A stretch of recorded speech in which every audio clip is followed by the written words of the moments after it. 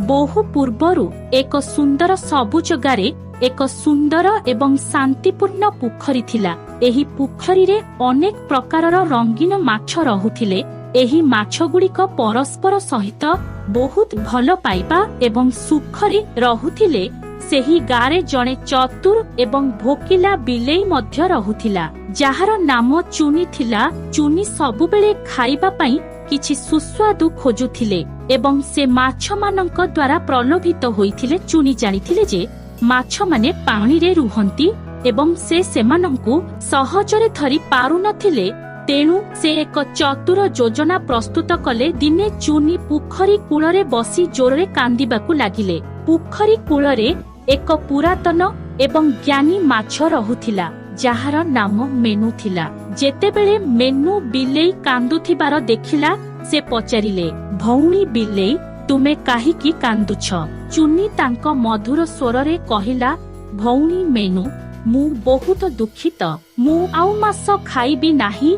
मु शाकाहारी हेबाकु चाहे। मोर अतीतर कार्य पई मु अनुताप करिबाकु चाहे। तुमे मोर बंधु हेबो कि? मेनू एक दयालु माछ थिला। से चुनीक कथाकू विश्वास करुथिले। से बाकी माछ मानंकु कहिथिले जे वर्तमान बिलेई सेमानंकर बंधु एवं से सेमानंकर कौनसी अनिष्ट करिबे नाही। धीरे धीरे बिलेई एवं माछ मध्यरे बंधुता बढ़िबाकू लागिला।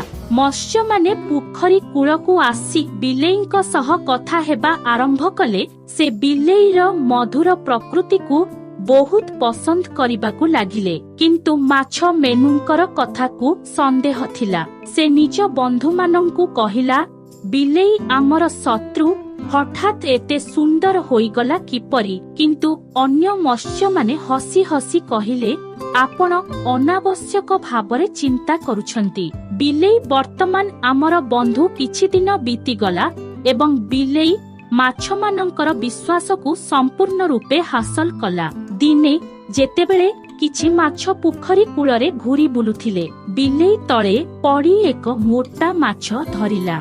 मत्स्य माने चित्कार करिबाकू लागिले, भौणी बिलेई तुमे आम प्रति विश्वासघातकता करिछ।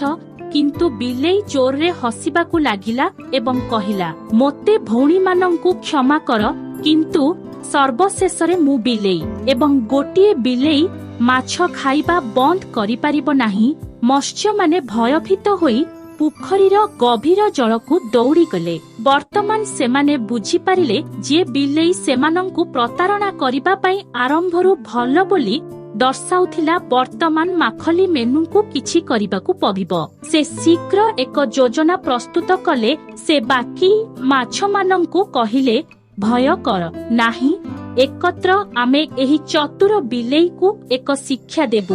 परदिन मत्स्य माने पुनर्बार कूलकू आसिले एवं सेमाने बिलेई को डाकिले, बिलेई भौणी आमकू क्षमा कर, आमे तुमकू पुणी थरे आमर बंधु करिबाकू चाहुछु। बिलेई एहाकू विश्वास कला नाही, किंतु माछर निर्दोषता देखि से पुणी पोखरी निकटरे पहुंचिला। माछ मानंकर प्लान प्रस्तुत होई सारिथिला। बिलेई पोखरी निकटतर हेबा परे मेनू एवं अन्य मत्स्य माने लांज रे पानी फिंगिथिले, जेउथि पई बिलेईटी संपूर्ण उदा हेइगला एवं भयभीत होई पछकू फेरीगला। केवल एतिकी नुहे, मत्स्यजीवी माने पोखरी कूलरे थिबा पत्थर उपरे पानी ढालिथिले। जेतेबेले बिलेई आगको गला, तार पाद खसीगला एवं से सीधा पोखरी भीतरकू खसी पड़िला। एबे बिलेई बहुत डरीगला। से कौनसी प्रकारे बाहरकू आसी थरी थरी जंगल आड़कू दौड़ी गले। एहा परे मत्स्य माने बिलेईंक कथा प्रति ध्यान देई नथिले एवं सर्वदा सतर्क रहिबाकू शिखिले। अन्य पटे चुनी बिलेई मध्य बुझी पारिथिले जे चतुरता सर्वदा काम करे नाही एवं बेले बेले सचोटता मध्य आवश्यक हुए। तेणु काहाकू अंध भावरे विश्वास कर नाही एवं तुमर सुरक्षा को प्रथमे रख।